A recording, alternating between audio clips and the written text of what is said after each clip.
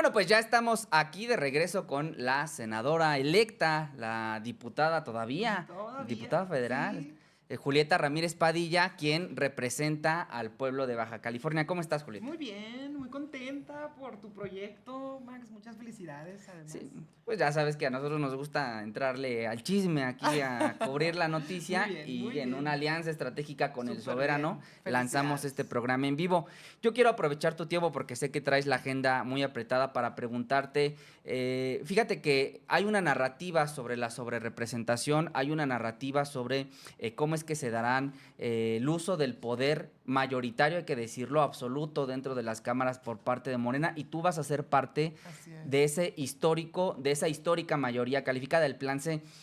Pero las voces opositoras, aquí hablaremos mucho de la oposición, las voces opositoras dicen que llegan los senadores de Morena, los diputados de Morena, a abusar del poder, casi que Venezuela. ¿Tú qué opinas de eso? Sí, mira, dicen que seremos una mayoría aplastante, calificada, autoritaria y demás, y que no deberíamos tener esa sobrerepresentación.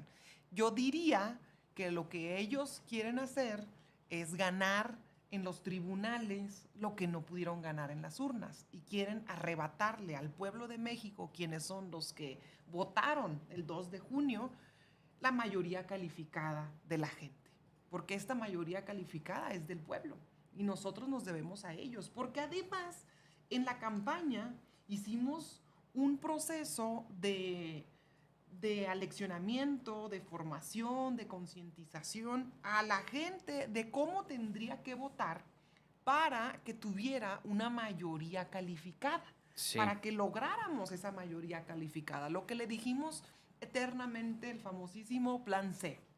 Entonces, la gente conscientemente votó por esa mayoría calificada para que pudiéramos hacer realidad las reformas del pueblo. Sí, y fíjate que yo tengo información, ahora tú que eres representante también, porque Julieta es de todo, Julieta es representante del grupo parlamentario de Morena ante el INE. Yo tengo información de cómo es que la dirección de prerrogativas del INE estaría por asignar las diputaciones federales en un ejercicio que hizo el INE, proyecta no necesariamente darle la mayoría tan holgada como plantea Morena. Morena, bueno, digamos, la secretaria de Claro. Gobernación, la compañera Luisa Alcalde, plantea que serán 375 las diputaciones que se le darán a la coalición Juntos Sigamos Haciendo Historia. Sin embargo, pues bueno, en la proyección que nos hicieron llegar de lo que serán las diputaciones federales para la asignación de Morena, no estarían llegando a las 375, se estarían quedando poquito abajo de las 368 diputaciones. Es decir, Morena, por ejemplo, aquí en esta se les estaría dando 236 diputaciones federales, lo que dista, pues un poco sí, de lo que la secretaria de Gobernación había planteado, que dice Luis Alcalde que serán 248. Es decir, Ujú. sí hay, por lo menos desde el INE, Julieta, te lo comparto al público también, un esfuerzo cuando menos a decir de la Dirección de Prerrogativas de Partidos Políticos, pues un esfuerzo porque el plan C no se cumpla. ¿Hay riesgos? ¿Tú ves algún riesgo en este tema del llamado de sobrerepresentación que hacen los opositores? Ya ves que van a ir a tomar el INE el próximo 11 de Sí, agosto. veo que la importancia que tenemos es que el pueblo esté bien informado de Sí, lo que se pretende hacer, que conozca un poco de cómo funciona nuestro sistema electoral, porque la oposición dice de manera muy engañosa que estaremos sobre representados, simplemente aludiendo a que si se ganó cierto porcentaje de votos en total en las urnas, ese mismo porcentaje debería estar reflejado en manera idéntica en la Cámara de Diputados. Lo que no dice la oposición es que en este país tenemos un sistema electoral mixto. sí, Tenemos 300 diputados de mayoría relativa, que es el que ganó en la urna, es el que llega a la Cámara de Diputados, al curul, y tenemos 200 diputados que son los pluris, los famosísimos de lista. sí, Ahí está el meollo del asunto, en los pluris, en los de lista. La oposición no nos dice que en este país tenemos un sistema mixto. Y cuando sí. tienes el sistema mixto, hay que equilibrar las reglas y decir, a ver, tenemos 2 sistemas y a la mera hora casi 300 entran por una vía y 200 entran por otra vía, es decir, 300 diputados finalmente llegan a la Cámara. Y para que esto sea realidad, hay reglas del juego para que finalmente se viertan en estos detalles que comenta la secretaria, que comenta el instituto, y que finalmente tengamos diputados. Ahora bien, el presidente de la República, el presidente López Obrador, propuso en el plan A, ahora ya llegamos al plan C de la reforma electoral, pero en el plan A propuso que tuviéramos un sistema puro, como ahora lo está pidiendo la oposición, pero lo votó en contra. Con esta cosa moratoria, ¿no? Así es. Es decir, la oposición es muy incongruente porque, punto número 1, las reglas al día de hoy para el sistema de cómo se asignan las curules, sí, las hicieron y las reformaron ellos en el 2008, número 1. Número 2, en el 2022, el presidente López Obrador propuso hacer otro sistema y le dicen que no. Que fue lo que provocó la marea rosa, lo del INE no se toca, mi voto no se claro. toca. Entonces, ellos están jugando, o sea, ellos participaron en esta elección sí, con las reglas que ellos pusieron y con las reglas además que no quisieron cambiar en el 2022. Y ahora se están quejando. Entonces es una incongruencia absurda. Hay que estar muy pendientes a través del instituto, de la representación en el INE, de las voces como tú y como nuestros compañeros que siempre están informando y haciendo conciencia a la gente para que se respete, porque al fin de cuentas el resultado final que se dé de asignación de curules es el respeto a la voluntad popular. Julieta, pero ¿para qué, digamos, ya hablando de la sobrerepresentación, para qué quiere Morena, la coalición Juntos Sigamos Haciendo Historia, la mega mayoría que van a tener? Hay quienes, insisto, dicen que es para abusar del poder, que es para desaparecer organismos autónomos, particularmente el tema del Poder Judicial. Le ha preocupado, no al pueblo, porque hay que decirlo ciertamente, esos 36 millones, cerca de 36 millones de votos a favor de la Cuarta Transformación, sí avalaban la reforma al Poder Judicial, pero los preocupados son los comentócratas, la gente que se siente dueña de la verdad. ¿Por qué el nerviosismo por la reforma al Poder Judicial? Justo das en el clavo, sí, porque les empezó a preocupar demasiado la reforma al Poder Judicial, justo cuando se dieron cuenta que se ganó lo suficiente para que fuera real la reforma al Poder Judicial. Mientras tanto, antes, en la cantidad de veces que las propusimos y que de hecho hicimos foros y demás, era como un tema que no le prestaban mucha atención, que lo veían muy lejano y prácticamente imposible, porque efectivamente en este momento no tenemos la mayoría calificada. Pero ¿qué tal? ¿Vieron el resultado del 2 de junio? Y en vez de hacer un ejercicio crítico de decir, nos equivocamos, la gente ya no ve en esta oposición actual alternativas, formas de pensar congruentes, lo que sea, no. Entonces crean una narrativa, crean una historia de terror, un cuento, pues un absurdo para volver al pasado y otra vez hacer estas historias fantasiosas de terror y de miedo, y esto es un peligro y nos vamos a convertir en Cuba, Venezuela. Y además esas afirmaciones a mí me parecen muy tristes y muy lamentables para nuestros hermanos latinoamericanos, porque no se trata de compararnos en un aspecto denigrante.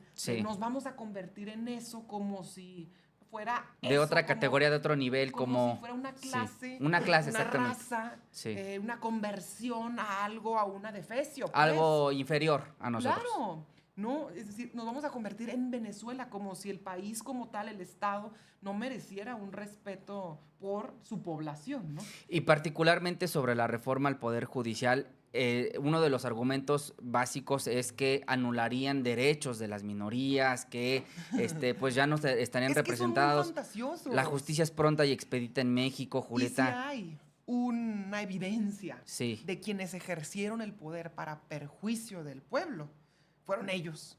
En los años de la época neoliberal, dime una sola reforma que haya sido en beneficio de la gente. Dime una sola acción que se haya hecho con el objetivo de realmente ayudar a la población a salir de un estado. Sí. Bueno, había de una parálisis legislativa y luego, bueno, el Pacto por México no necesariamente resolvió los grandes problemas del país. No, nos prometieron el cielo y las estrellas, eso sí, pero no resolvieron ningún problema de fondo.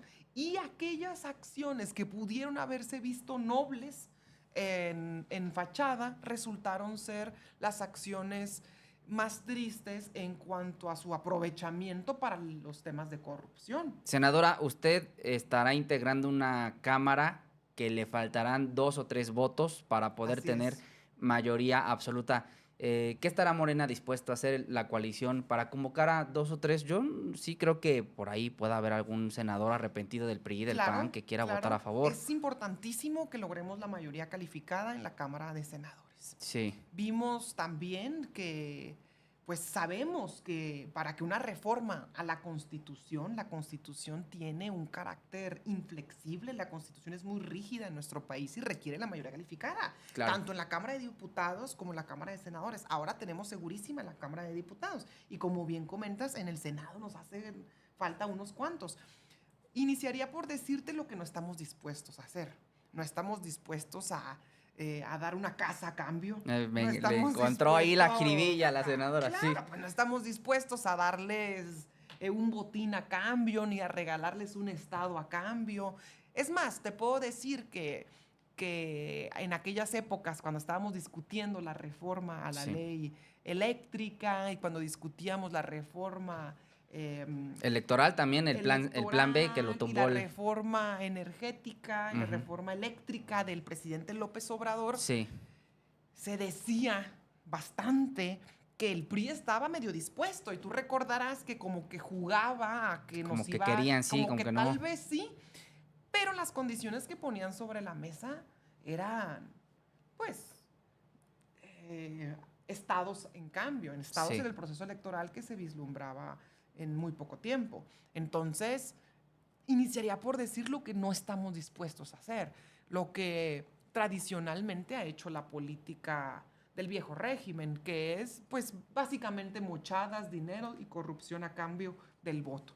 Queremos que sea un acto de conciencia de los senadores que deseen decidir. ¿Sabes qué? Es tiempo de apoyar estas reformas en un momento histórico para el país, en un momento donde llega una presidenta con un proyecto de nación de continuidad muy claro, con raíces profundas.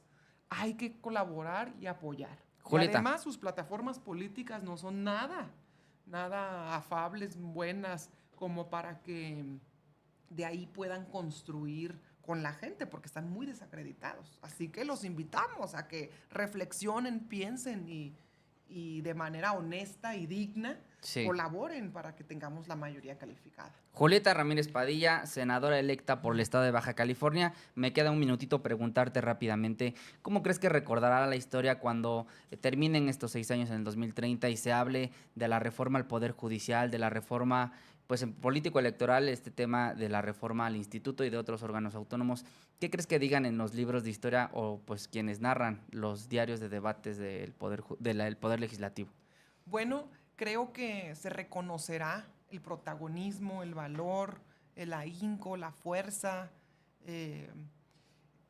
del pueblo de nuestro país, que es un pueblo indomable, y que se le reconocerá las hazañas que ha logrado a través de la formación, de la conciencia y de los liderazgos que a todas luces tenemos.